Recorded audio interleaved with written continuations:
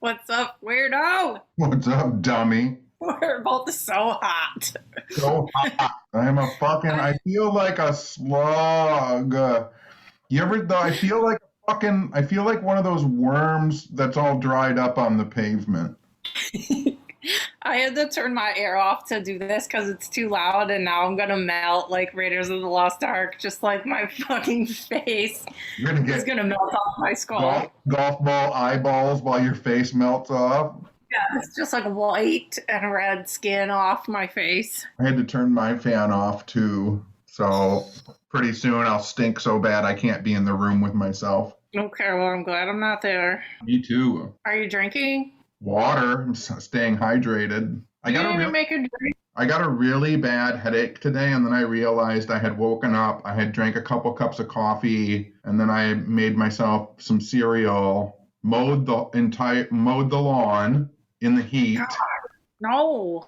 And then I came in and my head was pounding and my heart was racing, and I was like, "Oh, you have probably lost 4 pounds of weight." It was too hot to even stand outside. How the fuck did you cut the lawn today? I'm crazy. I don't feel like I've still hydrated enough. I feel like I dehydrated myself, and now no matter how much water I drink, I still feel gross. I know this whole week I feel so tired, and I'm having weird dreams, and I need so much water. Road trips are hard. Road trips are hard.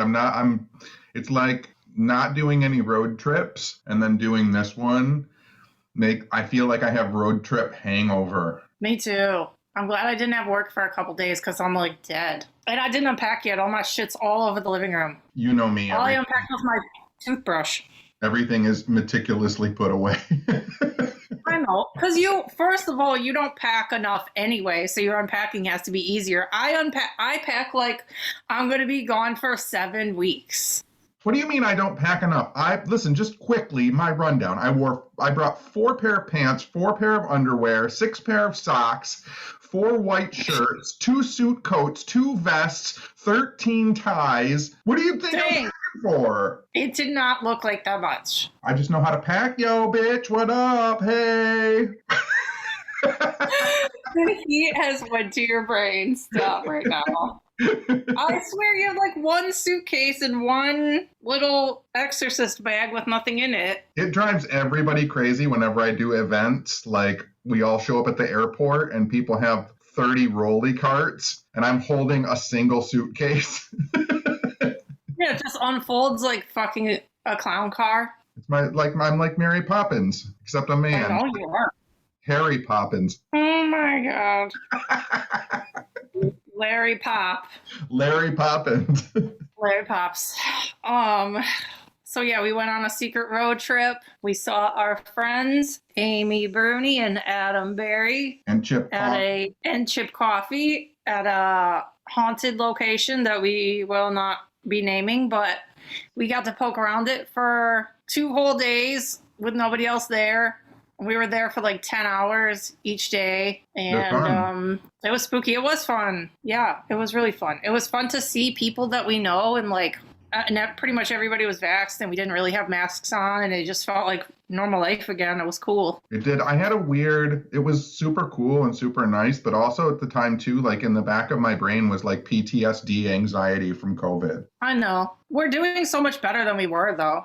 I know, but it was fun to be spooky time and do spooky things and do weird things. Yeah. For as tired as I am, I know we talked about this on the trip, but like I feel it was good for my mental health to have things to do to fill up the in-between moments that would normally be filled up with angst and sadness. Yeah, for sure. Yeah, we both needed the distraction and needed not to be home. I don't know, and just do normal stuff. As little as like eating in a group was nice. Like, yeah. I don't know, just like normal stuff. Yeah, sitting around and eating and just talking to other people and eating was cool. Yeah, I was like, a picnic. And we saw cows and horses. Rabbits.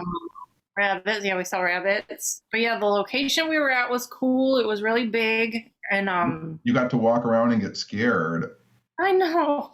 I walked around by myself because you guys were filming. So I was like alone. So I was like, let me get out of here. And the location was big enough for me to like wander off and like not bother anything. So I don't know. There was one area where I felt the most scared, I guess. And like the last day, I went off by myself and like some weird shit happened. Like I got a video and I'm going to put it in the Patreon, but basically I like went down this hallway and there was all this banging, like metal sounding banging. And we had noticed before that too, like considering it was like an abandoned whatever location, it was very quiet. And like when me and you were in that control room for an hour, not one sound happened. So it's not like it was a drafty building. There wasn't bangs anywhere. So it was so quiet that when we were in that little room, like we both knew there was a bee in the room. Yeah, you could hear a hornet or whatever that was. So yeah, so when I went into this area, like I had heard a few bangs and then I'm like, I got to put my video on. So I held my video up and I was going down this hallway and I was trying to figure out where it was coming from. And then it happened a couple more times. It seriously happened so many times in the video. And then I walk kind of past the room it was happening in. And then it happens again. So I go back a little bit and then it happens right in front of me like a bunch of times. And I videoed it for as long as I could. And then I was like, I need to go. Like I was all by myself. So I didn't want to poke around. So I like went back down and we had said this too, like the location was very disorienting and almost every time I came out of that hallway, I didn't know what direction I was going in. So after that banging was happening, I'm like, I need to go back now. Yeah, it has a weird But at least I got it on video and that was really creepy. It has a weird funhouse effect for sure. Yeah. And and even from the outside of the building, you could tell the floor plan kind of like it all kind of led back to one. It had a middle, but then once you were down some of the hallways, you're like, I don't know where I am. A big loud car just went by. I was going to say, what are you living on a racetrack? Yeah, I'm literally on a moped recording right now. Sorry. My favorite part, well, not my favorite, but one of my favorite parts of trips, and you don't really experience this, is because I smoke, I have these weird side interactions that no one ever really sees. So like, my typical routine in the morning is like immediately burst out of bed, get a cup of coffee and go smoke a cigarette. So early one morning, I'm outside the hotel and I'm smoking and this random guy from the hotel came up from me and he was smoking too. And what was that character? I'm 50. What's that character? The lady who I don't know.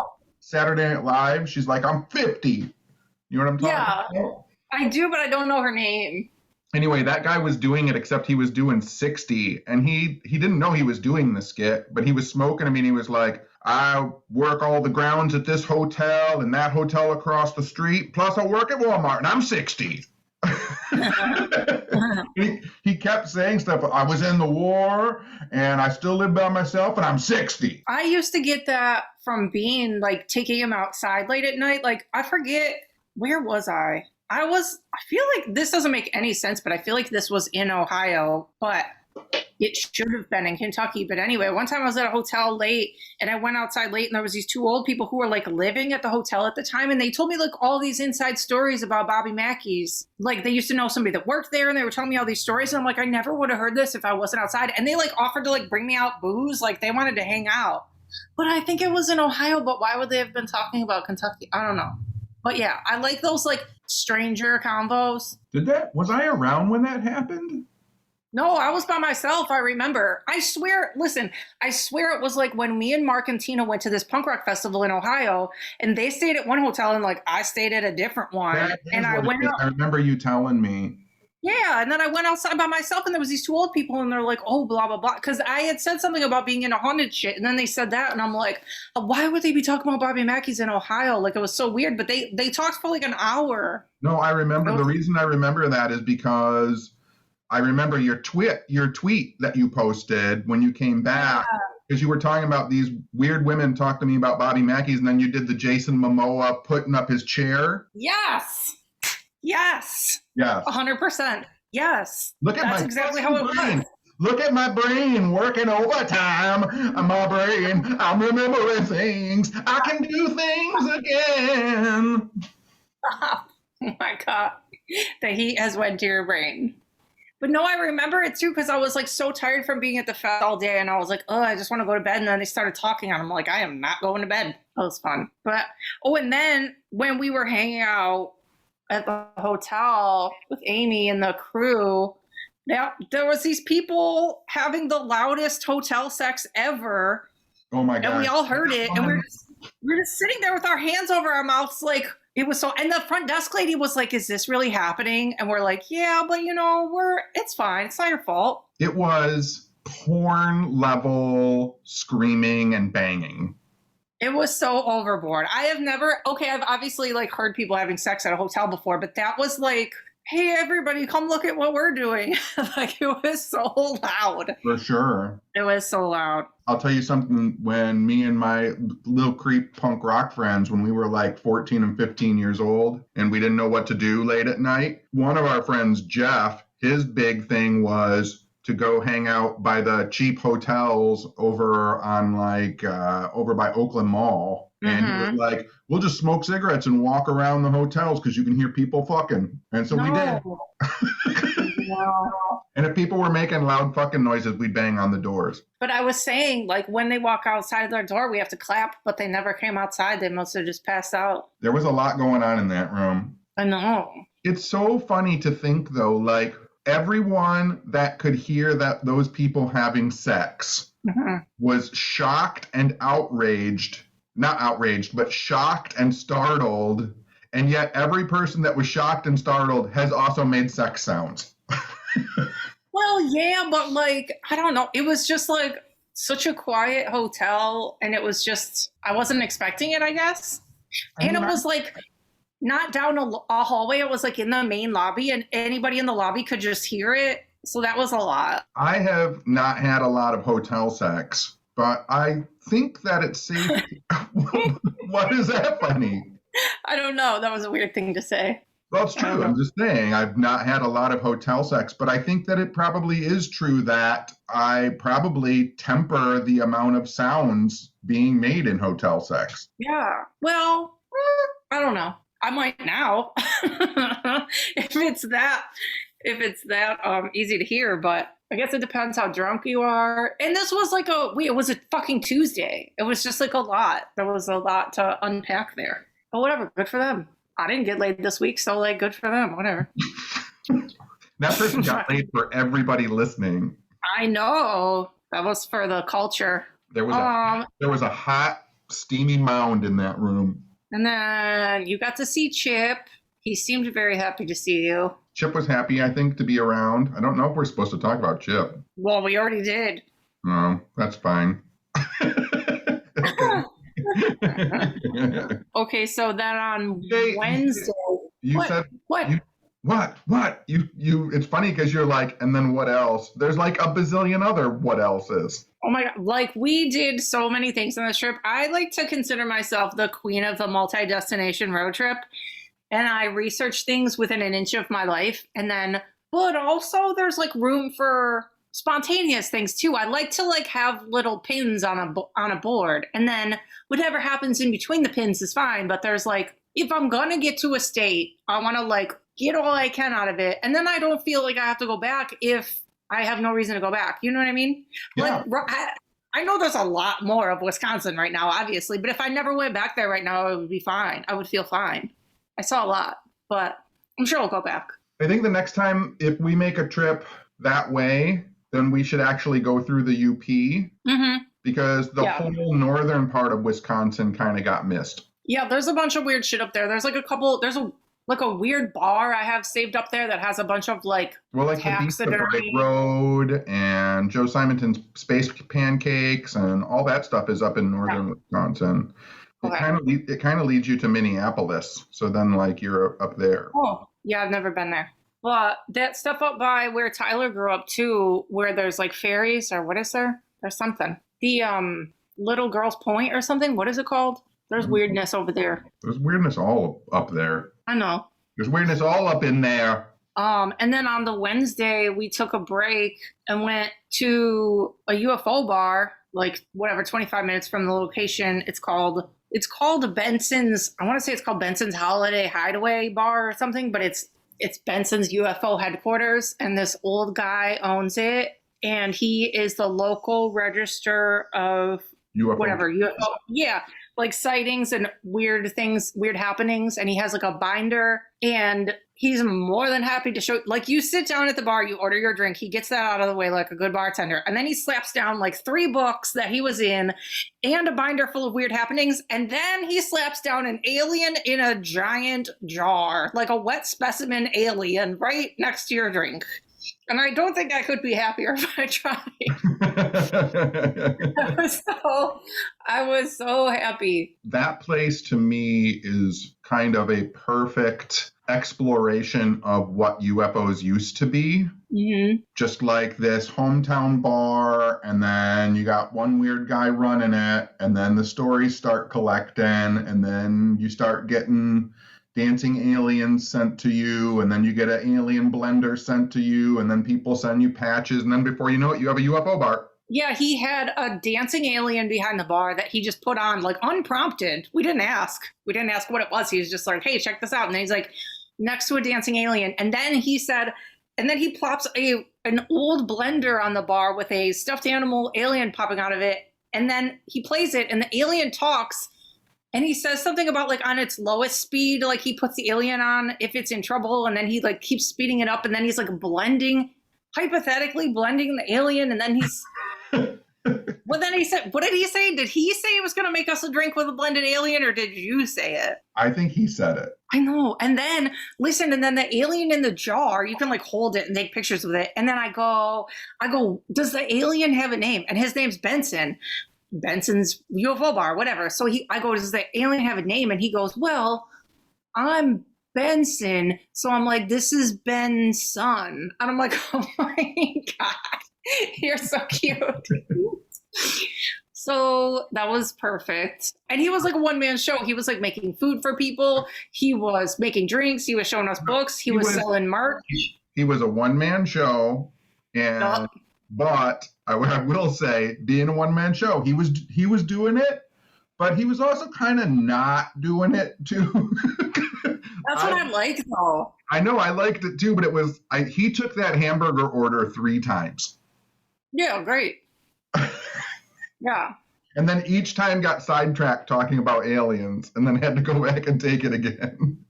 I would get sidetracked by that too. I'd be like, your food can wait. I have someone who's actually interested in my weird passion. And it was like, the bar was like it was on this weird swampy lake. So like out back, it was, it felt like Louisiana or something, or like, it was just out. Yeah. So there was like a weird little bar on the water, and there was a little sign out front or out back that said like UFO headquarters. And then there was this giant chair out back that was like an alien that you could take pictures in. And then there was like a wood board out back with like alien faces cut out, and you could put your head in the alien. And what I think was funny was when we walked in, the look of the place, it's such a hometown, like I put a bar together and none of the chairs match and none of the tables match and the decor is just whatever. But when we walked in and I saw people sitting at the bar, I was like, oh, these are everyday locals that come here every single day. That's exactly what I thought. And then they were there to see the UFO bar. Yeah, I feel like those people on the left were maybe regulars, and the guys on the right, I feel like, were there because of the UFO bar. But there was only like us and 4 other people. And then also we got to buy, he had like branded pint glasses that said like Benson's UFO headquarters. So we each got one of those, which I'm really excited about. And we took a bunch of pics and video, and he didn't care. What else? Great. It was great. I want to do that. We had ginger and vodka. Yep, we had ginger beer and vodka. And it was crazy too, because we were only at the location for a certain amount of days, and like when I looked at the hours online, it was open like Friday, Saturday, and Wednesday. So like the Wednesday perfectly worked out somehow. We took a little detour, but he was great. I want to send him something. You should make one of your UFO paintings and send it there, and he could hang it up. I have one that I could send him. That would be great. That's a good idea. Just say like we had such a nice time there, and then like write your, sign it. Yeah, that would be so cute. And then as I fucking can't ever stop myself, I give an impromptu 15-minute fucking lecture at this poor guy's bar. Yes, yes. This has happened to us so many times where we'll be in public and somehow either something we say out loud and then somebody else will chime in with a question, or they say it out loud and you chime in with an answer. I don't really ever know how it gets started, but you end up giving like a full-fledged talk that like people would pay you for to strangers. And then everybody is just mesmerized in the room by your knowledge of everything. I have talked about this before, and I think you know this, and we've had this conversation, but like when I think about what I do for a living, the thing that's most important, so this is the most important thing. The thing that's most important to me about what I do is that I have zero fear, no qualm, and openly talk about what I do around people that I don't know. Yep. And I think that that is the most important thing that people who love weird stuff can do, because it shows people that you don't have to be afraid of saying, oh, I collect crystals, or, oh, I do Reiki, or, oh, I believe in UFOs, oh, I saw a ghost. If they see someone else sitting up straight, talking as if they don't care because they don't, like it's a good example for people to see. They don't, because there's so much that people get afraid of. Someone's going to think they're dumb or stupid or whatever. We're all dumb and stupid. Yeah, and I always say that too about how that's why I like going to paranormal conventions and like paranormal events, because everybody there already has a basic understanding that we're weird or we're into outsider shit. So nobody looks at anybody funny. And that's like a weird, obviously, as somebody like who went to high school and was a weirdo, or worked at a job and you're the weirdo at the job, or you go to the doctor and you're the fucking weirdo in the room. Like, that's what's so nice about the paranormal conventions, is because we're all fucking the weirdo. So nobody looks at you weird, judges you. You can say whatever weird story you have and nobody's like, ugh. Like, it's so welcoming. Yeah, and it's strange because like I think about it in reverse, right? So when I'm at a bar and people are watching sports games, the whole bar feels openly able to scream and cheer about this thing. Yeah. And I wish people could be like that with ghosts and UFOs. I mean, we are. I know we are, but I just mean in general. Well, we need to open a fucking ghost bar or ghost/alien bar that plays alien videos and we all yell about it like it's sports. Okay. Oh, I fucking love this one. Ah! So we have this cheer like something's going on. Every hour on the hour you show the Patterson Gimlin Bigfoot footage and cheers. Motherfucking Bigfoot! That would be so fun. We gotta get there. We gotta get there. They show Bigfoot on the hour every hour. We gotta get there. Ooh, we could do it like Keno. We could do like a drawing bingo, Bigfoot bingo. If I open a weirdo bar, are you gonna bartend? If I can quit my real job, I will. You gonna be my barman? I don't want to do both my jobs. Yeah. You can put your tattoo shop in the back. Okay. It'll be a bar that has your tattoo shop in the back. And then I'll also have a library. And like a lecture space. Well, yeah. Yeah. Okay, so, and then we went home and that was our whole trip. Come on, There's like 20 more places that we went. So yeah, after the UFO bar, we went back and wrapped up the location, said bye to our friends. So we were on the road, and so we stayed at a hotel, and then we went to the location. Okay, the Slenderman, the story about Slenderman that was on like Dateline in 2020 and stuff, of those little girls, they were like 12 or 11, that like there were 3 best friend girls, and then 2 of them plotted to kill their third best friend in the name of Slenderman to appease Slenderman. So they lured her to a park.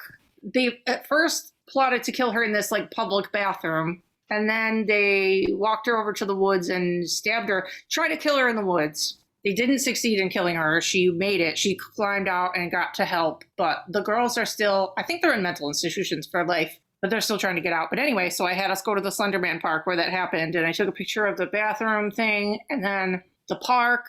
It's called David's Park.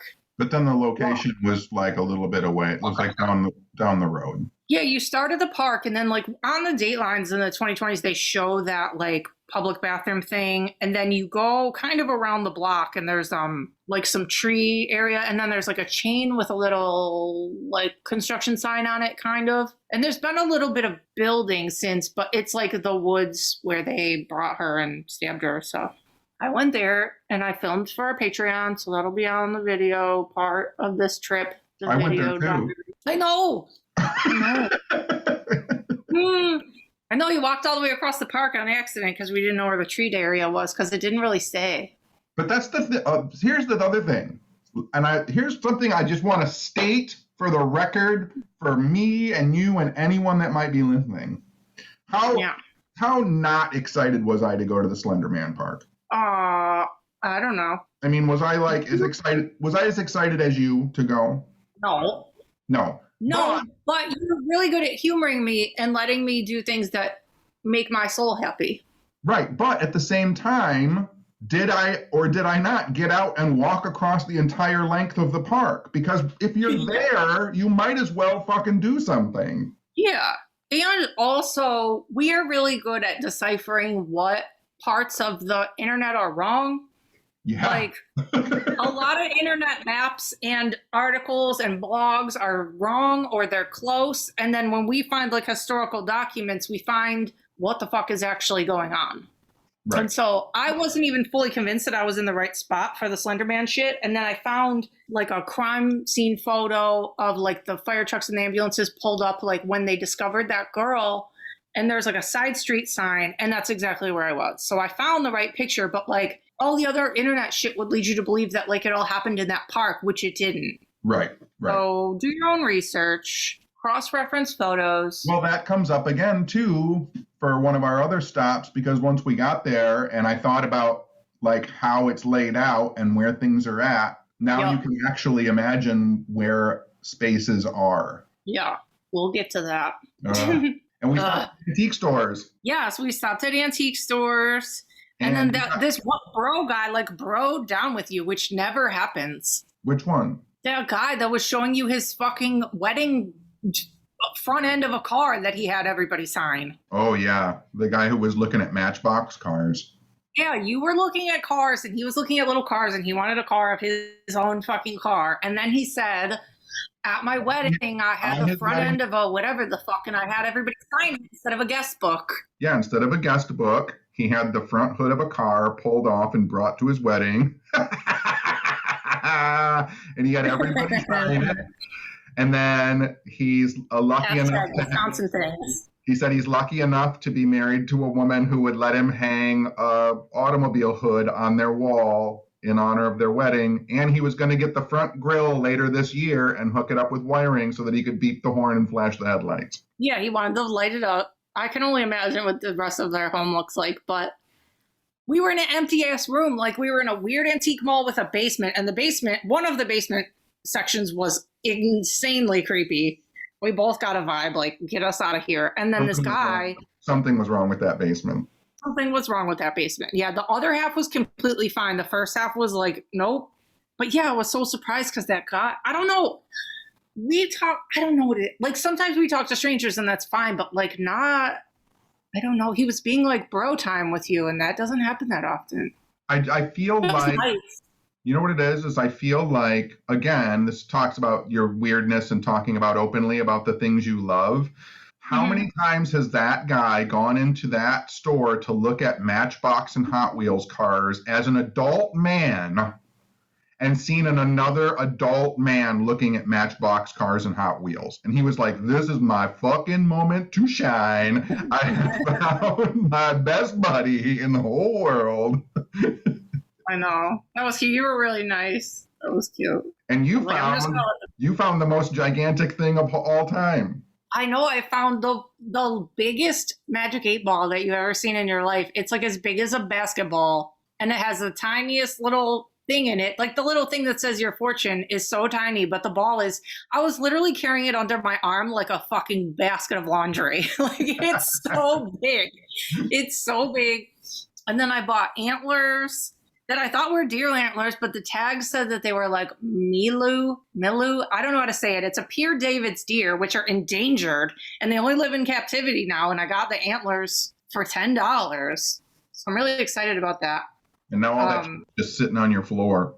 It's literally, yeah. But I don't even know. I know some stuff you're not allowed to own, so I don't even know if I'm supposed to have these Milu antlers, but I have them. I'm sure that antique store seemed legit enough to like not have. Well, I know a friend of mine is like a reseller, and he had a hawk or an owl. No, he had an owl, and it's like illegal to have like a stuffed owl in Michigan or some shit. There's like weird rules against taxidermy and endangered shit. So I don't know if I'm supposed to have it, but nobody knows. And then you got a car. Except everybody that listens to this. I know, well, whatever. Come find me, bitch. But you got a car and a little rocket ship thing that I thought was a train the whole time. I got a Tootsie Toy rocket ship and a Hot Wheels car. Yeah. Because I'm a man-child. And because it brings me joy. I know, buy for joy. And then I found one, I collect old pictures of people with their dog. Because I feel like when you look through all those old pictures, like not too many people had their dog. And then we've had this discussion before because you told me they're dead, but they're not all dead. But so I found a cute picture of a girl sticking her tongue out. She's with her dog, so I bought that. So if anybody has any old pictures with dogs, you can give them to me if you want to. I typically like to have them be a little bit older. This one looks like it's from like the 60s, but I still like it. When I saw your picture, the ones I talk about when the animals are dead, those are all like tintypes and lithographs from the turn of the century. I know. I have some old ones, but I still wanted to take that one because it was the only one.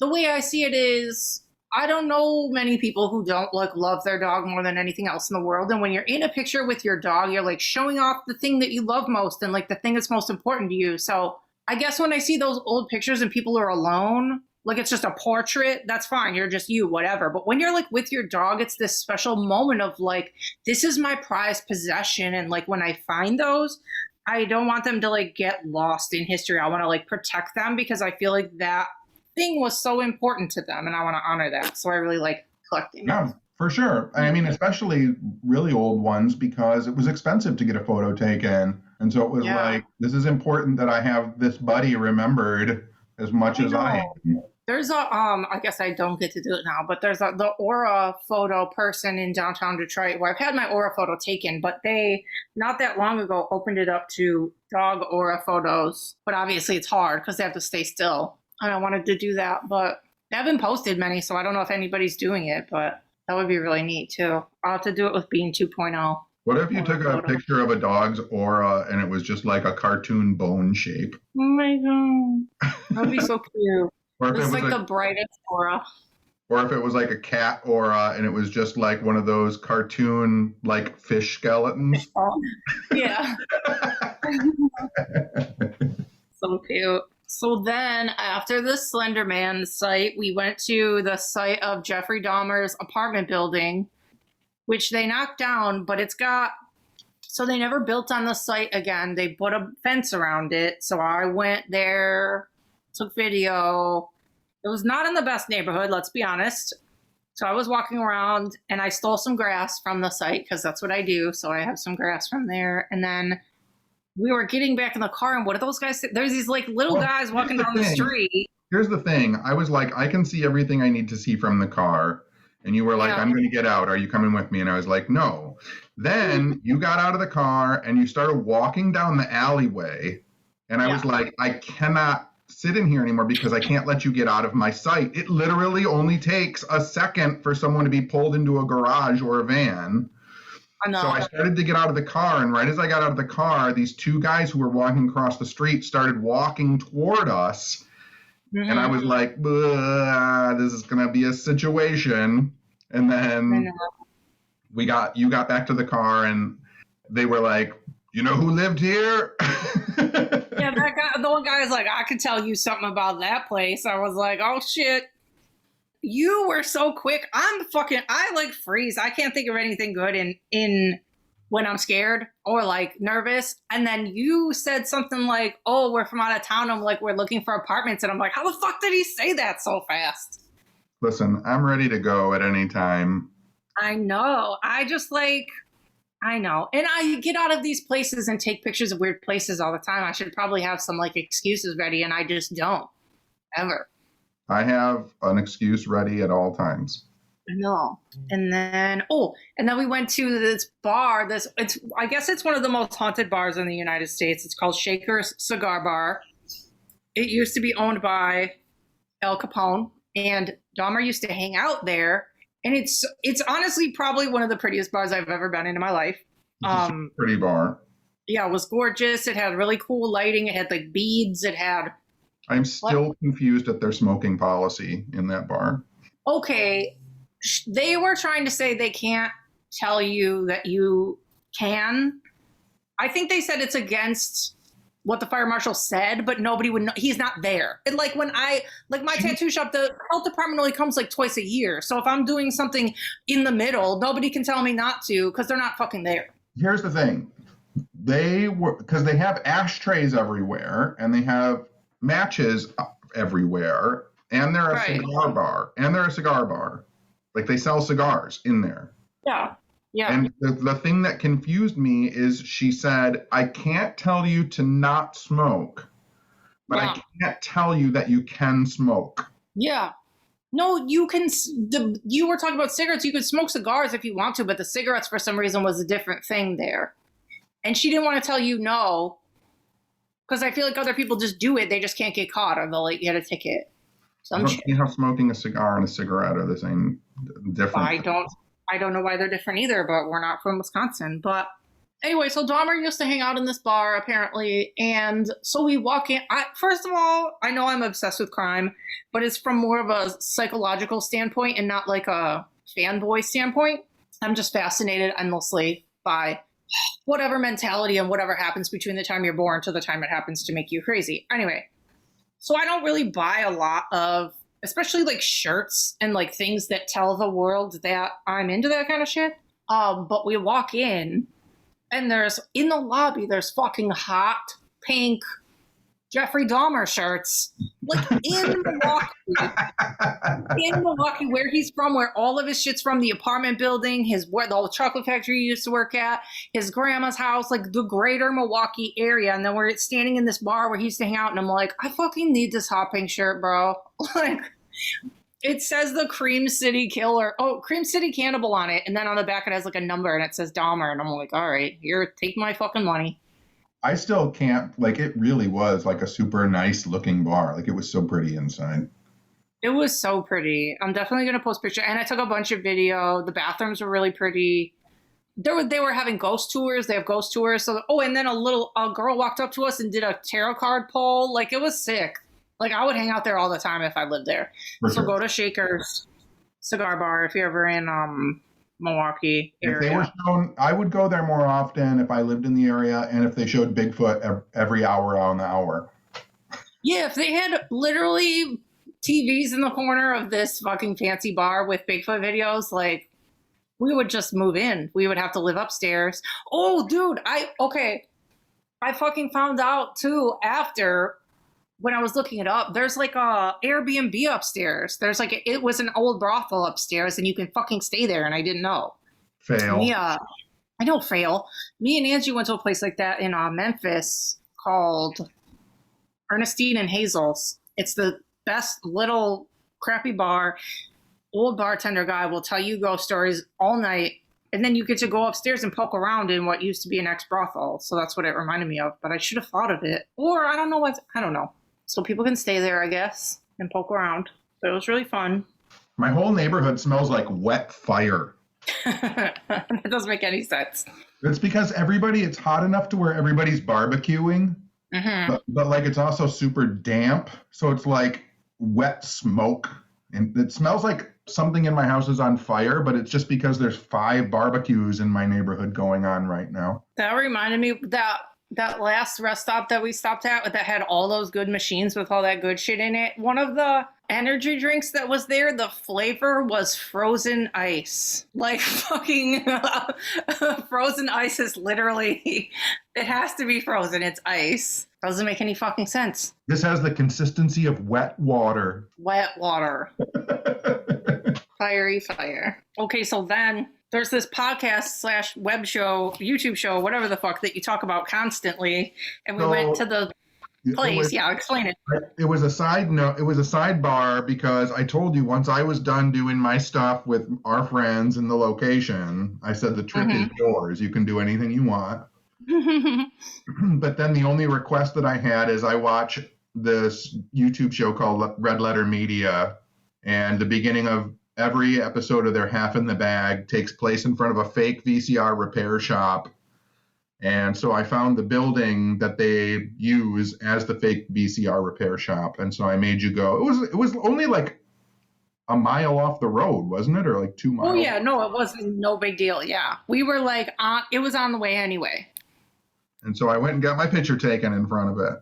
After watching that fucking show, I've watched that show for, I don't even know, since they've started, whatever it is, 6 or 7 years now, maybe more. And I actually, because they review bad movies, and the only time I've ever sent them anything to review, it got reviewed. And then it was like one of their most watched shows. I sent them a VHS tape called UPC Barcodes and 666, the number of the beast. All right. And it explained how barcodes were the number of the beast and a sign of Armageddon. So that's the point that you didn't explain. Their whole point of their show is to review and discuss the worst movies ever made. Is that it? Yeah, well, they have 3 different shows. One of them is Half in the Bag, which reviews new movies, and then they do a show called Best of the Worst, which is they review terrible, terrible movies. And then they do one called Review, which is when they watch old movies, usually ones that they loved in their childhood, to see if they hold up, and they usually don't. Yeah. Wait, I was going to say something else about the VCR place, now I forgot. Oh, and then you tweeted about it and said, I tried to take my VCR here, and everybody's like, oh, that's so sad. I'll fix your VCR. I saw that, and it was so funny. It's such a like deep inside joke that there's a VCR repair place there. And the other thing is I do talk on Twitter about having a VCR and I need a new one. I still need a new one, actually. But yeah, like, so I can only assume that most people did not get that joke. And then they were like, oh, it's too bad you went all that way. Like, you really don't have to go 9 hours to get a VCR fixed. I know, and why would you take a picture in front of it like, oh, this ruined my whole life that I couldn't get my VCR repaired here? So, if anybody hears this, send Tenny a nice working VCR. We have a P.O. box. I'll be so happy. That won't fit in the P.O. box. No, just put a note in there and then we'll pick it up. Listen, this is the season of garage sales. There's going to be VCRs everywhere. Nobody needs to send me one. I'll find one for $3. Just do it. People would be glad to send you one. Where did we go after the bar? After the bar, we went to my VCR. We went to the Red Letter Media site, and then we got pizza. I feel I think we just went to the hotel after that. Yeah. Yes. And then the next day... And when I'll say this for any listeners, just in case listeners are listening. Don't break the wall. If you get a ground floor hotel room, check your windows because the windows in our hotel room were unlocked so that people, like anyone from the outside, could have just pushed the window up and gotten inside. So check your windows when you're staying in a hotel. I literally never check my windows. I check them every fucking time. Every time. Like, I'll lay in bed and I'll be like, something's wrong. And then I'll be like, oh, I didn't check the windows. What I did do, though, in that last hotel was the fucking vent, the air vent was over in the corner of the room. And for some odd reason, it was blowing directly in my fucking face in my bed. So I got on a chair and put a wash rag over the vent so it didn't blow in my fucking face. Fucking Bob Vila. I know. And we watched Shark Tank in there. I should be on Shark Tank. The next place we went the next day when we woke up from the hotel was the Stir of Echoes house, where Kevin Bacon is haunted and he has to dig, and it's on the beginning credits. And we are like the biggest fanboys of Stir of Echoes. Yes. That movie does not get enough play. And like I told you when we were there, that's written by Richard Matheson, who, aside from Charles Beaumont, Richard Matheson, I don't think a lot of people realize, not only did he write The Last Man on Earth with Vincent Price, which became I Am Legend with Will Smith, a terrible film, but Richard Matheson and Charles Beaumont were it was Rod Serling, Charles Beaumont, and Richard Matheson were the most authors of Twilight Zone episodes, which is why Stir of Echoes is so fucking good, because it's like a Twilight Zone episode. Yeah, it like wraps up. It has like such a like it wraps up in a bow and it's a mind fuck like at the end. There's always like a twist. I feel like if Stir of Echoes came out now, it would be like a slow burn huge hit like The Witch. Yeah, it was really good. But the coolest thing was it wasn't the coolest thing. Because we got our pictures of the Stir of Echoes house, but then right next door was a giant fucking crazy Polish Catholic church. Yep. That we went inside of. It was seriously crazy. It was called Saint Hyacinth Basilica, and it had really cool doors outside. There was a really scary vampire pope or cardinal or somebody statue that was terrifying. It was Pope John Paul. He's always a fucking Dracula statue. I don't know why. Just not welcoming or inviting. Just very scary times. But he'll be in the video. I definitely took video of him. And then there was these really crazy, was that bronze or iron? I don't fucking know. Those front doors of the church were all like had carved stuff. They were probably bronze sculpted. Yeah. And then we went in and like, I swear my jaw dropped and didn't go back up for like 15 minutes. Like it was so big and pretty. So much stained glass. It was ridiculous. So much stained glass, so many, I don't know. It was huge. It didn't look like it was going to be, I don't know. From outside, you just couldn't tell. When I walked in, I'm like, holy shit. I thought it was interesting. Didn't you saw a skull in there? Oh, they have a ton of saint relics in there. Yeah. Up at the front. But the thing that really impressed me the most was there used to be, all growing up for me, obviously not now, but the Catholic Church has like destroyed a lot of their churches around here. Like St. Denis is gone, and like they raised a lot of the churches just because it was falling off, like attendance was falling off. But when I was growing up, you could walk into any church, like just open a door and walk in. And it's not like that anymore. Now they're locked, or you have to be buzzed in, or you have to go to the rectory and ask to go in. I was so fucking shocked that we just opened a door and walked in. Me too. It was kind of wonderful. I know the one, my favorite, I feel like it's called St. Mary's, but it's downtown Detroit. And I want to say I went there with Angie first, and they were getting ready for like a wedding or something, and it just happened to be open. And I was like, how are we so lucky to walk in here? Like, they never seem open. Yeah, but like I was saying, when I was growing up, they were always all open. Yeah.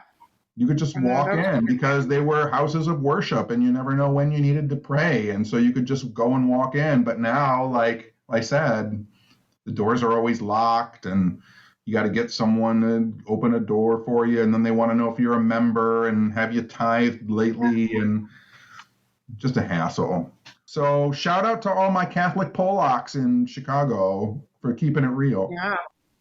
I'm a Polak too. That's what I was saying. I'm like, I feel like we're allowed to be here because we're Polacks. Like, I may not be religious, but I'm Polish, so I felt okay. But it was really stunning. I took a bunch of pictures, and I took video, so that'll be in our video. And then we went to a weird used bookstore that was like top to bottom, stacks everywhere, very closed in. I was like close to knocking shit over a bunch of times, but I don't know what that bookstore was called, but like here's something that I don't know gets talked about that much. There are for independent used bookstores, there are two types. Is it drag racing again? I know. There are two types of used bookstore sellers people. One is the owner who wants to talk to you about everything that you're looking at and loves books. And the other one is, why are you in my fucking store buying used books? Yeah. Yeah. Like, those are the two types of booksellers in used bookstores. My friend Lisa owns a used bookshop, and if you walk in and she's like, oh, well, and she wants to talk to you about everything that you're looking at, and she's super knowledgeable and she knows all of her shit. And then there's a bookstore on Woodward where you walk in, and every time you walk in, the guy glares at you like, what the fuck are you doing in my store? I would rather have the second one. I don't want people to bother me while I'm doing anything. I don't know. I want someone to be excited that I'm buying books.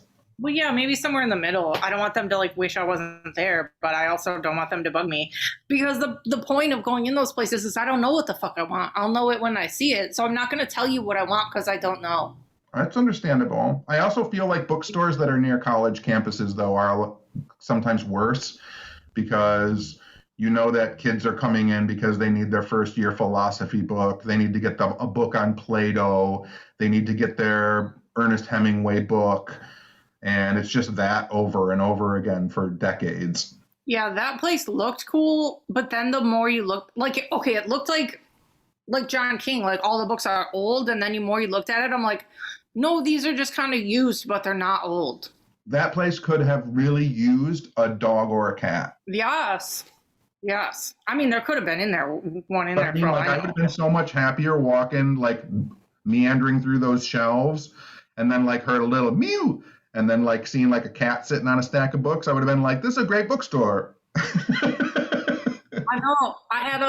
I want to say it was that same day we went to Upton's Break Room in Chicago, which is like a vegan carry out place. Like they sell stuff in grocery stores too, Upton's Naturals, I want to say. And we got vegan mac and cheese with bacon in it and vegan breakfast sandwiches. But while we were waiting for our order, we went down the street and there was a witch store that I had no idea what it was called. But we walked in and we had like been talking about animals all trip. We were like, ooh, cows, ooh, horses. And then we saw some dogs at Ben's parents, but like we were still like needing animals real bad. And then we walked into the witch store and there was 2 big dogs and a cat. And we like lost our fucking shit. We didn't want to look at anything. We were just so happy to see the animals. And then you played with the cat. Yeah. And I bought some weird witch spray.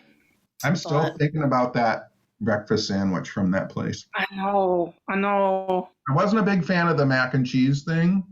I wanted it to be cheesier, but the breakfast sandwich was super fucking delicious. I know. And we went to Chicago Diner too, which is my favorite vegan place in the entire country. And then we went to, I don't even know what to call it. The Athenian Candle is like my favorite witchy store in Chicago, but it's not really a witch store. Like, what would you call that? A metaphysical shop, maybe? Yeah, but it's like more religious almost. Religious goods, yeah. Yeah. Religion and metaphysical goods. Yeah, Athenian Candle is the shit. They're really nice. They're really knowledgeable. They have really good prices. I got like 6 oils and 2 candles. And I feel like I got something else too, like $28. And I got the biggest piece of John the Conqueror root, like crazy huge. Yeah, it's like the size of a fist. Yeah, crazy. And they had very difficult to find, like, you can buy stuff online, obviously, but to go into a shop, like I found a little card of Saint Honorius, and he's like a Greek Orthodox saint that you do not see in places. So I was super surprised that they had a Saint Honorius like prayer card there. Yeah, I really like that place. And then after that, we went to the site of the H.H. Holmes murder castle, which we fought over a little bit. Yep. But we worked it out. Because, like, and again, this goes back to, like, a lot of the blogs and the websites were saying it was in a certain area. And when you kind of go over it more and look at the historical pictures, it overlaps a little, but not quite where the post office is. And then go ahead, you figured out. Oh, I was just saying, like, looking at the photographs, you could see the train bridge in the background. So you could, that was one tip. But then the biggest tip was that the road it was on was a single lane road. And so now it's a double lane road, which means that when you're standing in the road on one side, you would actually be inside where the building actually was. Yeah, I figured out too that I posted it on my Instagram yesterday, but where we were saying when we were there that we didn't think there was like a railroad track / stone cement bridge that went on the side, and we said we didn't think it was still there, but looking at the newer pictures, that like it was there, and then there's a sidewalk next to it that used to be a sidewalk then, and that's still there too. So basically right where we were standing, factor in what you said about the road, we were like right in the front corner of the murder castle. Yeah, I saw that overpass too when I was looking at pictures when I came home, and I can see that I could see that it was there or it was under construction. Yeah. Yeah. So kind of cross-referencing everything. And again, it was kind of a sketchy area, kind of a little bit, but we got out. I stole grass again, so I have grass from the H.H. Holmes murder castle site too. I make little jars that I keep here from weird places and put the little... I have a label maker and I have glass jars, and I put the little relics from the weird places that I go, and I put it in a jar, and then I label it. So now I have those too. I couldn't find any glass from the first place that we went when we were with all our friends, when we were with Amy and Adam and stuff. I got a couple rocks, like rocks that had fallen off the wall, and I got a couple paint chips. And I got some for you too, because I was going to make you a jar. Have you ever seen my glass, my thing that I made?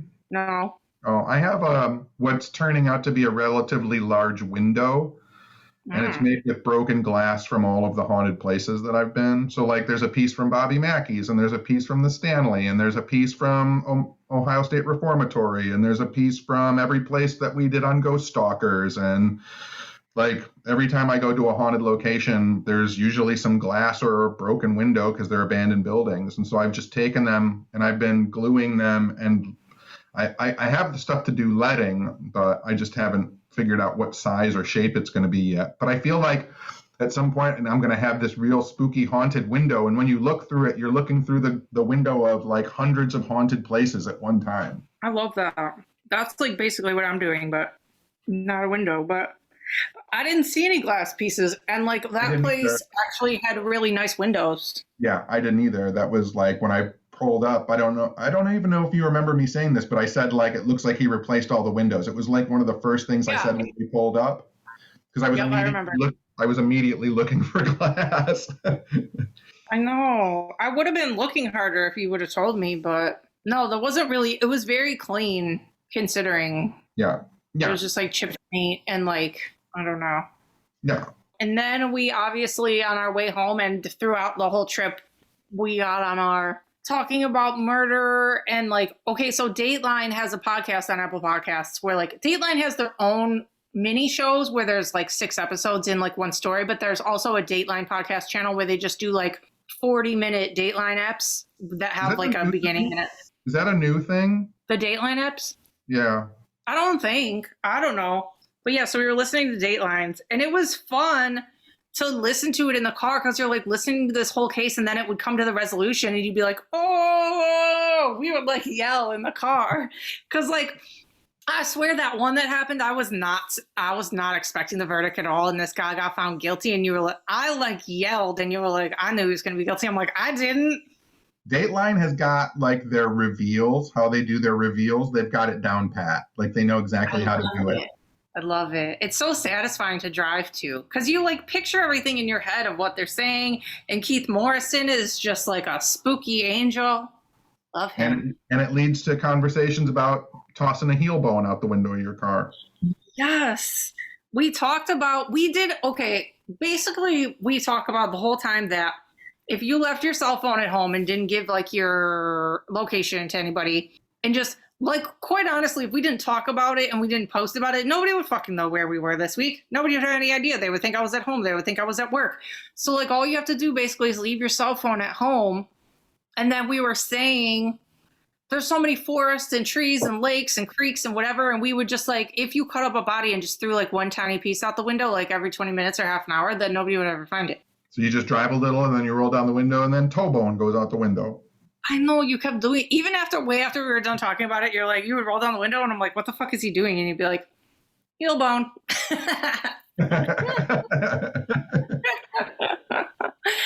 We're fucked up. And then I thought. You were saying that you should take body parts from the person you killed and stuff them inside roadkill.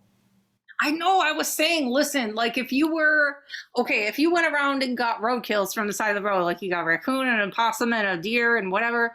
So then you collect them all. Let's say put them in the back of a van. Then you cut up a body into little pieces and then you put them inside the roadkills. And then you go to like a forest or several forests and put the dead animals in the forest. And then if anybody was ever hiking, they'd be like, oh, there's a dead raccoon or, oh, there's a dead deer. They wouldn't go fucking open the carcass. They would just be like, oh, and they would keep walking. So nobody would ever know So all of those little animal bodies had body parts in them, and then you would get away with it. I feel like that's one of my best ones ever. That's so smart. It is. That's so smart. And then we were saying too that like another animal would just eat that carcass, and they would probably eat the body parts along with it, and then it would just all be gone. You know what? One of the biggest problems that like murderers do is when they kill someone, they take them out to the woods and they bury them. That's not what you should do at all, because then it looks disturbed. No, the problem is, and people don't realize this because they don't spend a lot of time in the woods, is that when you bury a body, you're keeping it in a localized place. The reason that when you go out into the woods, the reason you don't see deer bones all over and raccoon bones all over and bear bones all over is because animals pick the flesh apart, then they carry the bones away. And if you bury a body, it all stays in one place. You'd be better off just dumping a naked body in the forest, because within a couple weeks, it'll be gone. Yeah, like if you just leave it on top, you mean? Yeah. Yeah, when they try and put it like whatever, 5-6 feet down, it's like nothing's hitting it. Yeah, nothing can dig at it, nothing gets it, and then they find the location, and they're like, and Keith Morrison's like, and then a hand, and then a skull. And it's like, yeah, it's all fucking there. That was a pretty good Keith Morrison. It was. I was like, whoa. So we just think of the different ways to kill people all the time and how we would get away with it. And I just know that I'm not going to be murdered, but your driving is still going to kill me. Bro, okay. First of all, I'm like, I wish I knew how many hours I've logged road tripping. It's a lot. And I know I have close calls, but like if you took the average of like the miles that I've driven, the incidents of like near death are very small. So, but okay, there was definitely one. All I'm saying, aside from the one when you legitimately almost killed everyone in the car. That was really bad, yeah. Aside from that one incident, at least 3 times on this trip while we were driving, you did this thing where you apply the brakes and then you go, and then you have to move your car away from the car in front of you because you think someone behind you is going to hit you because you're slamming on the brakes. Yeah. I have never done that in the past 10 or 15 years because I'm paying attention to the cars in front of me and behind me. But if I brake too fast and then they go into me, I'm doing it enough to where I'm going slow and then they have time to react. Like, I hate when you're driving and somebody in front of you like juts out and then the person in front of them is stopped and you have no time to react. So I'm like reacting softly for both of us because I don't want somebody to hit me. But that happens because you're a wolf packer when you drive. Do you know what wolf packing is? Yes. Wolf packing, when there's no one in front of you, you speed up and then you get with everybody else on the road and then everybody's all packed up in one group. And then as soon as you get through the group, you're like, there's no one in front of me. So you speed up again to get to the next group. And then you're all wolf packed up. That's how accidents happen. I am an old man and at one time a good driver. And it just, plus you're watching catfish on your phone while you're doing 80 miles an hour. Okay, I turned it off. First of all, you turned it off because your trip kept saying, please go back onto Route 96. No. Well, listen, when I do that shit, like when I'm on road trips by myself, I will literally watch, like when I drove to my brother's wedding in bumfuck Ohio. I'm not Ohio. In Canada. I watched the fights the whole way there. I literally watched 3 hours of fights straight on my phone all the way there. And it makes me so centered. Like I'm such a good driver when shit's on because I'm not like nervous or anxious. I don't know. Like you make me fucking nervous. And you would do this thing the whole time where like I would be driving and you would be on Twitter like reading, and you wouldn't have looked up for like 5 minutes. And then when you look up, you think something's wrong and you fucking like gasp and panic. And I'm like, you weren't even looking. When I wasn't even looking when it was bad before. The only reason I'm looking at Twitter on my phone is because I can't watch what you drive. I hope that you don't. I got it under control. I got it under control, bro. I can't do it because I look over at you and you're tweeting to someone and I'm like, I got to get my fucking mind off this. I sent like 80 miles an hour and texting people. Listen, I fucking hate you. Comparatively, when I'm driving by myself, as compared to this trip, I'm on my phone like a lot of the time. And on this trip, I was on my phone like 1%, just to like not scare you. Any other trips, I would have been like, and you know that too, like any of my other trips, I would be like petting the dog, giving him water, doing my makeup, eating food, and I can still drive. This trip, I was doing absolutely nothing, and you were still freaking out. I was freaking out with the dog too. Yeah, but you were in the back seat. Your reactions were way less when you were in the back seat. You were in the front seat. I'm more likely to survive a backseat accident. I don't know if that's true. I think that's probably true.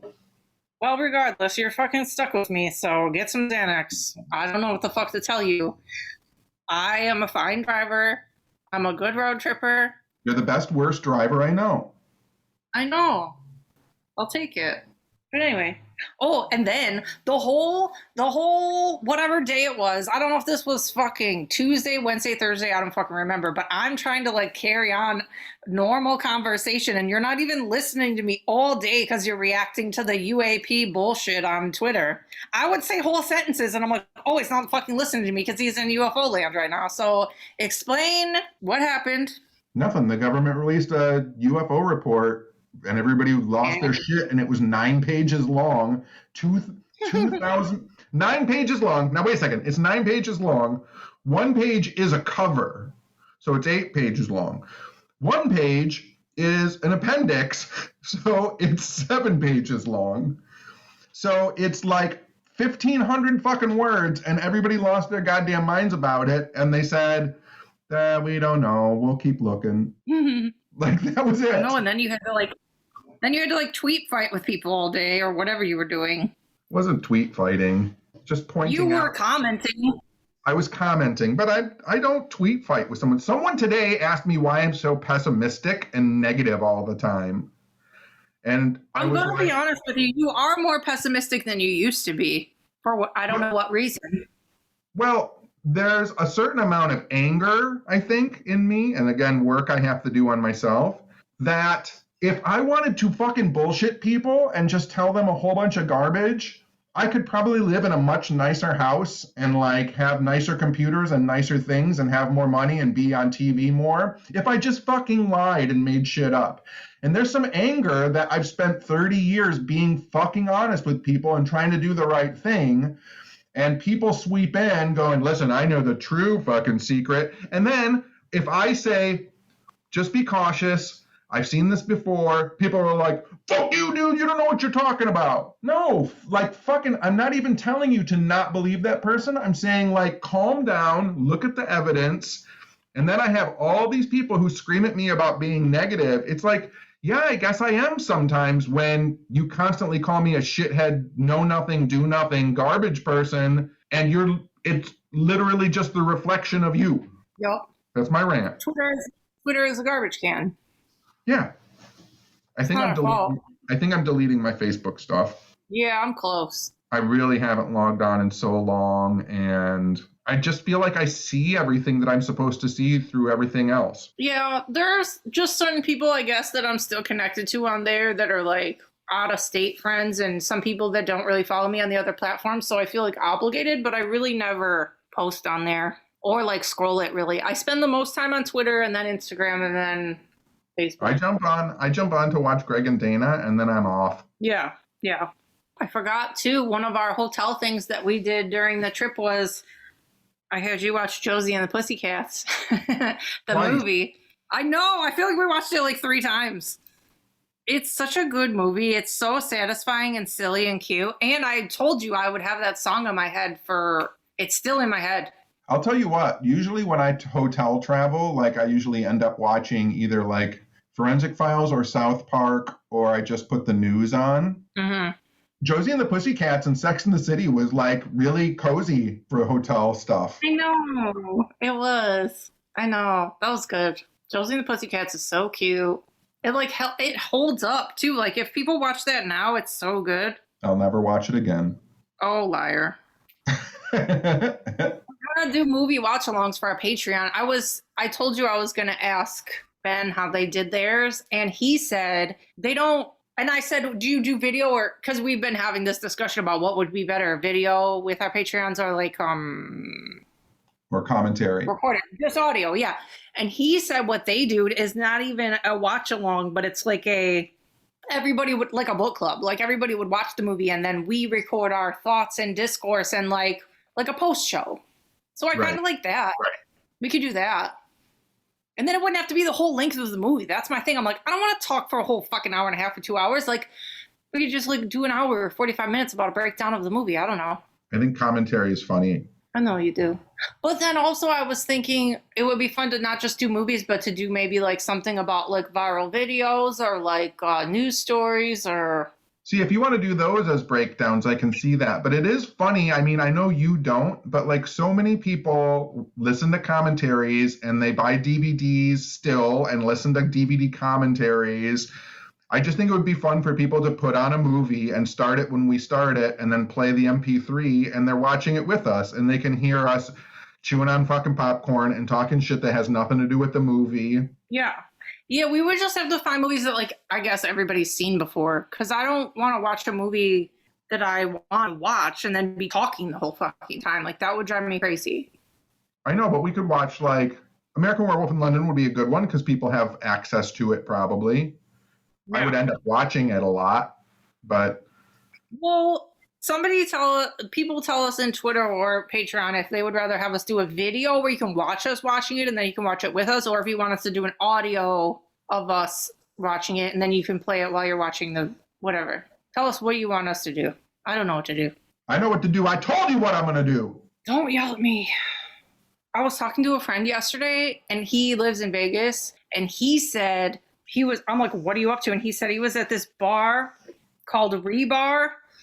And it's basically a pawn shop and it's a bar. And everything in the fucking bar has a price on it. And you can just buy shit and drink.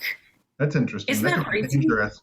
Dude, I go, that would be the most dangerous place in the world for me. I go, and then I was like, imagine if there was a bar in all the antique malls that me and Tenny go to. We would fucking walk out with a wheelbarrow full of bullshit. Yes. Then that's what I was thinking, because you were talking about opening a bar that was like a Bigfoot bar or whatever the fuck. I'm like, we need to have a resale shop that's a bar and an alien bar and a Bigfoot bar. So alien Bigfoot bar with a tattoo shop, a library, and a resale store. Yeah. Yes. But somehow it's like kind of small and just all crammed in with bullshit. That sounds like a description of you. Ooh.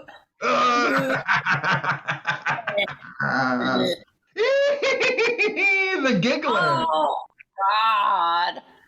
Tenny, while we were driving on our road trip, I don't even fucking remember how it started because I don't fucking remember. Yeah, you made us there was a road that was called Hooker, and you said, look, yeah. they named that street after you. And so I went, the giggler. Then you did it the whole fucking trip. Oh, you're a maniac. You're a maniac. You are a hooker, though. What else did we do? Anything else trip related that you can think of? No, I don't think so. P.S. I'm like purposely saying that we're going to talk forever on this one because we technically missed an episode, so we're just going to talk and talk and talk and talk and talk and talk and talk. So I hope we get no more fucking shitty reviews about people saying that we skipped a week because sorry, we had to go out of town and we didn't want to record in a hotel and we were fucking tired and sorry. Did someone leave a shitty review about skipping a week? No, that was the one. Remember? And then they wrote they were sorry. Oh, yeah. I thought you meant someone else did it. No, not a new one. No, they better not. Listen, we can talk and talk and talk as much as you want, but I still edit this fucking thing. I could make it 30 minutes if I wanted to. No, make it really long. What if I don't want to? I want like a 2-hour episode. No. Yes. I don't want a 2-hour episode. That's the point, because we missed one. That's all right. This is jam-packed. Just make it longer than usual. This one's been jam-packed. This one's got more adventures in it than most of them. Make it longer. There's been no squirrel and bird talk, no padding, no filler. I want a longer episode. All adventures. It's going to be longer. We're already over an hour. So just don't cut shit. Because I have more to talk about. Like what? Okay, so yesterday, twice in one day, I had 2 different friends message me. What? That's the extra bonus content that you have to talk about is that you got more friends in your backyard. I just said we didn't talk about squirrels and birds, and now you're going to go into... That's not even what I'm fucking saying, drunk ass. All right, what is it, drunk ass? I said twice in one day yesterday, 2 different friends messaged me to ask me about paranormal activity in their fucking house. So I'm glad that I'm getting this reputation of like the person to go to ask for fucked up shit that's happening to people. So the first friend, hang on, I'm going to find the message so we can talk about it and see what we should do. He just bought a house. Okay, it says, so I'm buying an old house over 100 years old, and there are crucifixes everywhere, jammed in the roof braces and joists underneath. But there are also small knives jammed in the floor joists and roof braces. Can't find anything online about it. They're not stabbed into the wood, just shoved in between stuff. And then he's like, is that anything? Like, why would there be crosses shoved in all the shit? I don't know. When he's talking about the knives, are there full knives or are they just the blades? I don't know. I think it's the whole thing. And then I said, he's not in it yet. They didn't, like, it's the sale is good, but he's not in there yet. So I said we could come and do shit before he moves in and then, like, you know, do some protective shit. The way he made it sound like he wrote it in caps, like there's fucking a million crucifixes shoved in the fucking... But the knives thing is weird, right? I don't know. That's why I was asking if it was just the blades or not, because I've been in maybe 2 or 3 old houses from the turn of the century, 100 years or older, and I've found what look like knife blades, but they're actually there to wedge the floor to keep it from creaking. Yeah, maybe it's that. Like back in the day, that was just kind of the fix for it. There was no way to, like, if you had a really annoying like stair or something, you can wedge a knife blade in it to get it to stop squeaking, and then you just pull the handle off and the knife blade would be wedged in there forever. Dang, I should do that to my floors. I have the creakiest floors ever. Tips and tricks. All right, I'll ask him about that. But the crosses thing is a little weird, but I would like us to go look at it. Sure. And then in the same day, that was like in the afternoon. Let me see when that was. That was yesterday at 2:30. And then last night at, let's see here, around midnight, my friend DM'd me and said, I don't know how to get a hold of you, but we got some supernatural shit going on here, like fucking terrifying. And then he said, we set up an outdoor screen to watch The Conjuring, and all of a sudden we're surrounded by maggots. And he sent a picture, and there's all these fucking maggots around them, and I don't know why. So he was all scared, and I said, he's like, is it a bad sign? I feel like we're surrounded by death. And are they outside? Yeah. It could be. I was going to say it could be lightning strikes and the weather, because that'll bring earthworms and stuff up from the ground. Yeah, I said I'm not worried about it yet. I said it's been very, very wet out, so I'm not super worried about it. But like, obviously, like, document it and see if anything else weird happens in the near future. But one of my great grandfathers used to, when he retired, he would sell worms. He lived out near Walled Lake in Michigan, and he lived right on the lake, and he used to sell worms, and he would shock his ground to get the worms to come out. Jeez. He'd like run a line and like hook it up to his house and shock the ground, and the worms would come out. And then, this was long before I was born. All these stories come secondhand to me from my mom and dad, but every time they would go over his house, he had 2 bathrooms, and you could use the toilets in both of them, but in the one bathroom, the bathtub was filled with earthworms. Ew. He had filled the second bathtub with dirt and then put all the worms in there, and then you could come and get worms for $1. Gross. I still don't. There's been a couple times in the last, I don't know, few years where there's baby birds in my backyard, and like their parents don't come around for a while, and I always try and find worms for the birds, and I'll go out there with like a little shovel, and I can't find a damn worm. I've dug out my whole yard and I can't find one worm, and then I go out there and all the robins have a worm in their mouth. Like, how do they do that? I can't find one, and they find them fucking every 10 minutes. Are you digging in just like the plain backyard, or are you digging around plants? I don't know. Dig around plants. You'll find a ton of them. They're down in the root system of the plants. I mean, they're just like in the grass finding them. Why can't I find them in the grass? Because you don't got those little bird feet that dig around. As they walk, they do their little claw foot in the soil, and they can feel a wormer move, and then that they know it's down there. And then they peck it out. I can't ever find shit. Imagine they're walking around on little toothpicks. I know. So those toothpicks that hit the worms when they step on the grass, and they can feel them down there. I can never find anything. I didn't get to talk about either because we were late this week, but I told you I DM'd you a few days before Father's Day, and all it said was, I got my dad a cameo for Father's Day. I'm so excited. And you're like, oh God. You're like, who did you get? And I got my dad a cameo from Tommy Chong for Father's Day. And I literally have never seen him so happy in my life. First of all, that's the first cameo I've ever booked. And I booked it like midnight on like the Thursday before Father's Day or something. And it literally, the cameo was delivered in 11 hours. Like it was there when I woke up. It was like whatever. So I was so stoked, and it's so sweet. Like my brother and his wife are pregnant right now. So my dad's going to be a grandpa for the first time soon.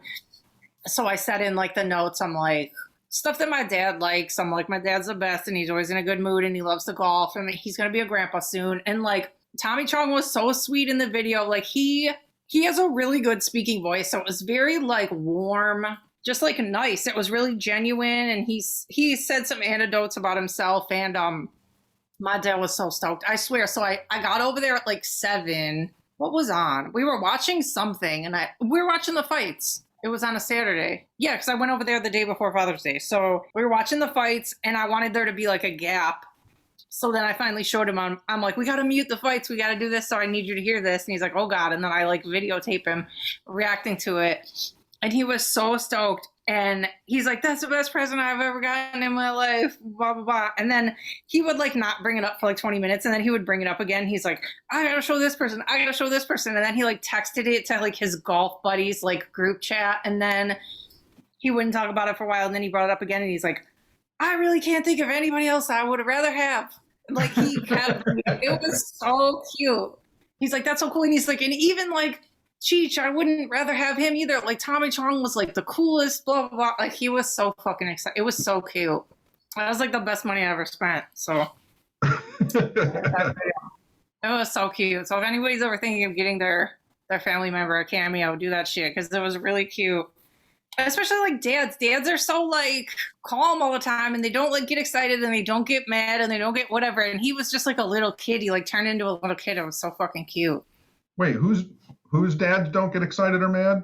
I mean, you know what I mean? They're just like all like they're under control, and they're like, dad, I don't know. And he was just like, he was stoked.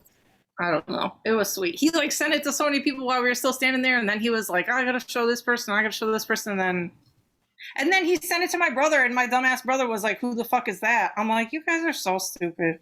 That was really cute. Yo, my dad's not quiet and reserved. And no, he's a fucking ghoul. He has his moments. You said the other day that he said he missed me.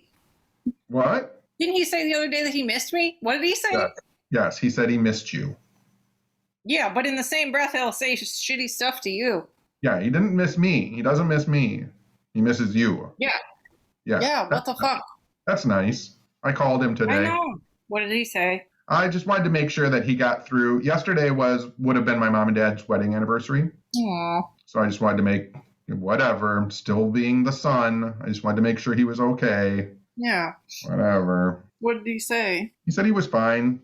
He said he's just got to get used to there being a lot of first times without her, like first anniversary without her.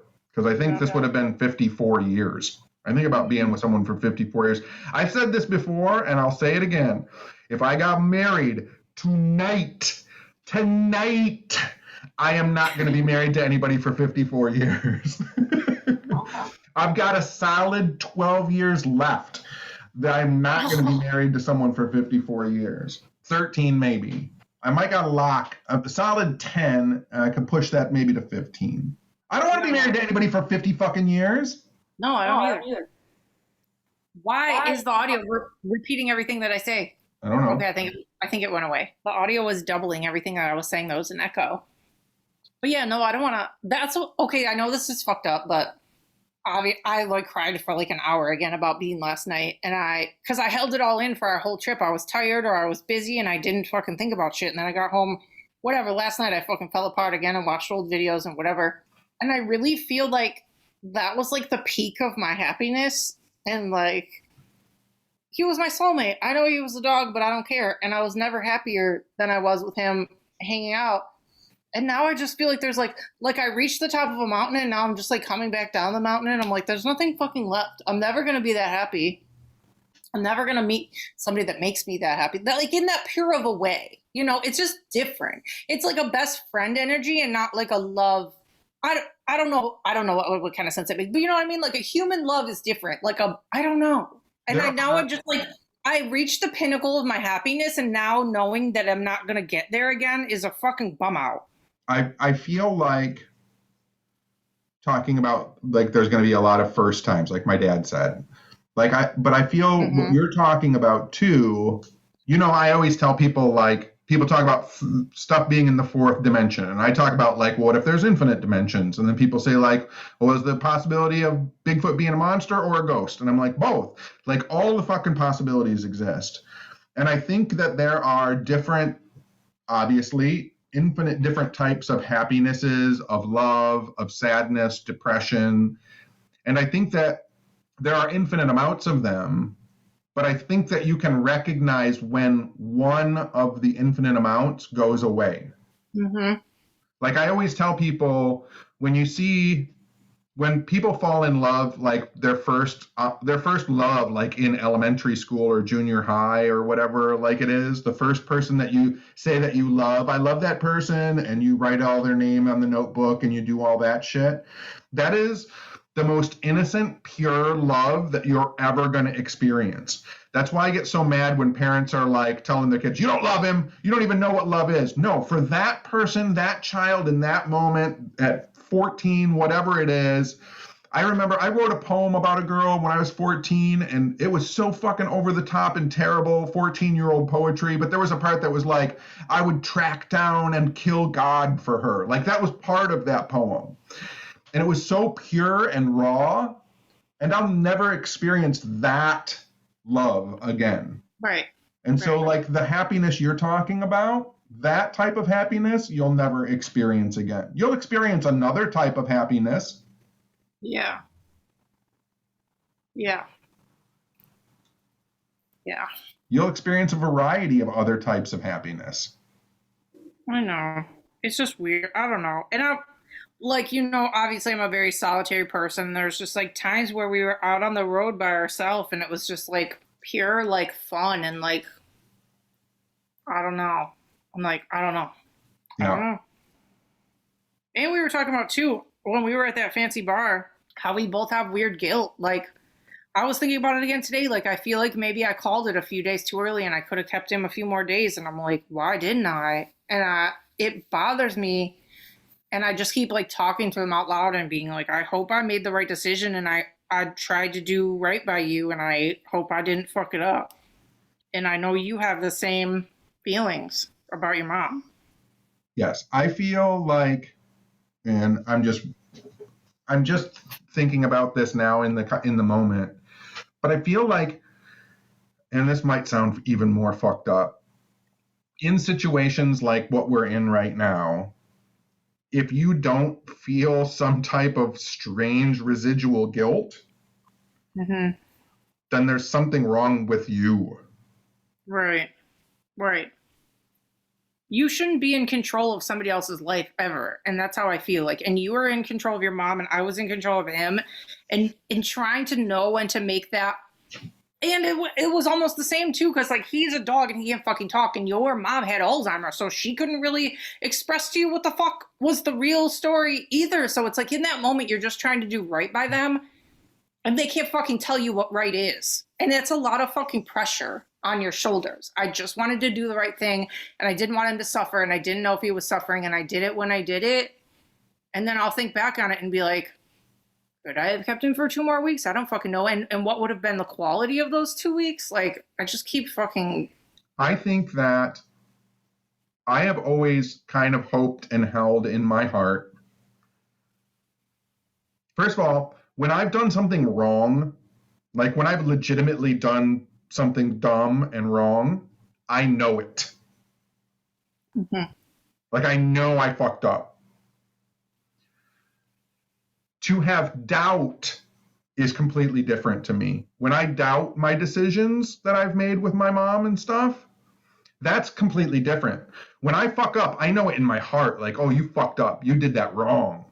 When I sit and think to myself, did I do this wrong?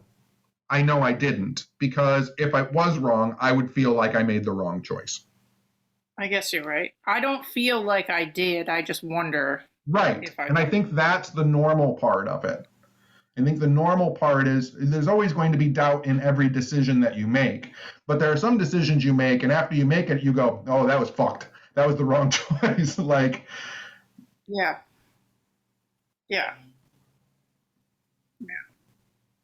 I don't know. It's just still hard. Like I was saying, obviously, like this is the first road trip we took without him. And like before I was getting ready to pick you up, I had to take his car seat out of the car for the first time since he passed. And like me taking it out and walking back up my front steps and putting it in the house was like the worst fucking feeling ever. And then like several times during our trip, we would see like dogs or like we would pass a pet store and I'm like, fuck this. Like, fuck. Well, and like I told you on our trip, like, for me, this is the longest I've been away from my house in 2 years. Yeah, same. I have not been away from my house for this long in 2 fucking years. Like, that's crazy to me. Yeah. And so when I was getting antsy, like the third day, I was like, no, this is normal. This is normal. And then you feel guilt about, should I be feeling normal? Yeah. Or doubt or whatever that feeling is. Yeah. We're doing our best. We're doing our best. Never let it rest. Make your good better and your better best. Yeah. My sister's basement flooded. Ugh. Yeah, we're going through flood. Detroit is flooding right now. It's not going to get any better because it's supposed to rain all week. Luckily, my house, knock on wood, is fine for right now, but... I texted my sister and I said, I'm home. And then her text back was literally like, I haven't talked to her. Her text back was, our phones can't receive phone calls and our basement is flooded. Great. So I don't even know what that means. I know when we got home, AT&T didn't have service in Michigan. So I was like, cool. And when we got, like the second, basically we got home and then Detroit flooded and then Chicago had tornadoes and then we had tornadoes. Like somehow we got home at the exact right time. I was holding it off. I know. We are good weather the whole time. The whole time we were in Wisconsin, it was like 70. It was chilly at night. It didn't really rain. I mean, it rained a little bit here and there, but it was really nice. Weather magic. It was nice to be alive. I know. I did some before we left. We're missing something that we did. What? I don't remember. I feel like we're missing something that we did. No. I don't know what. Nope. No? Nope. Nope. Nope. Nope. Did you go online to see if you owe any tolls? I tried to go on the website on my phone and it wasn't really working, so I'm going to go in it on my laptop and just send them money because all the Illinois tolls were fucking broken and I don't want to get a ticket. It would say to pull over and pay it and then there would be no place to pay it and then I would just have to roll through it like an idiot. So I don't know what it was doing. I don't know what I'm going to have for dinner. I know, I'm so hungry. I am too. My whole pantry and my fridge is empty. I have nothing. I was going to order groceries today and I just sat here like a slug all day and didn't do it. I had a little bowl of beans and rice this morning and I think mowing the lawn burned everything out of me. We like go on trips and that's the thing. We don't really spend money on our trips ever. We like eat once a day.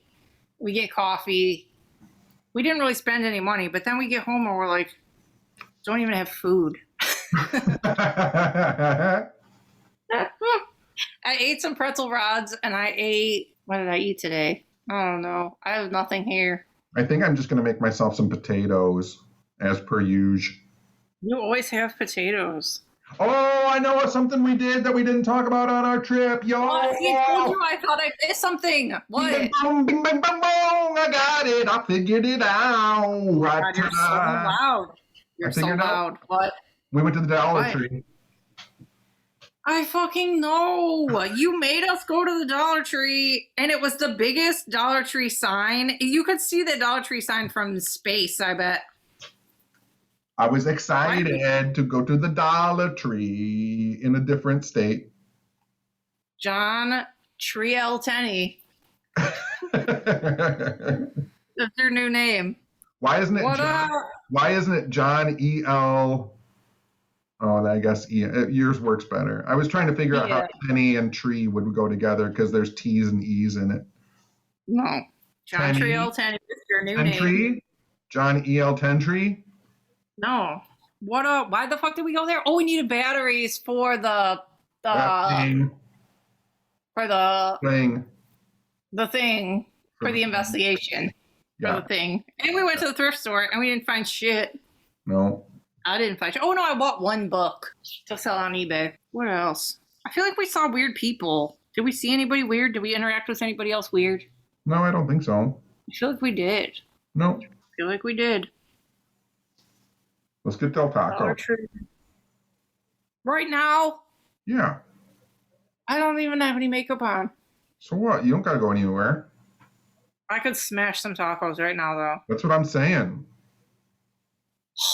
Fine, I'll come get you. Yeah, tacos!